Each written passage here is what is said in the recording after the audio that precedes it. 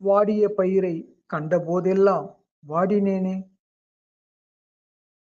அனைத்து உயிர்களையும் தன்னுயிர் போல் கருதி பசி நீக்குவதே உண்மையான பக்தி. பசித்தவனுக்கு உணவு வழங்குவது இறைவனுக்கு செய்யும் பூஜைக்கு சமம். உண்டியலில் காணிக்கை செலுத்துவதற்கு பதிலாக பசியில் இருப்போருக்கு வயிறார உணவு கொடுங்கள். அதுவே கடவுளுக்கு மகிழ்ச்சியை கொடுக்கும்.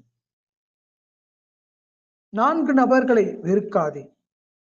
தாய், தந்தை, சகோதரன், சகோதரி. 4 நபர்களுடன் கடினமாக நடக்காதே. அனாதை, ஏழை, முதியவர், நோயாளி. 4 நபர்களை புறக்கணி. மடையன், சுயநலக்காரன், முட்டாள், சோம்பேறி. 4 நபர்களுடன் சேர்த்து இரு. மன தூய்மை உள்ளவன், வாழ்க்கை நிறைவேற்றுபவன், கண்ணியமானவன், உண்மையானவன்.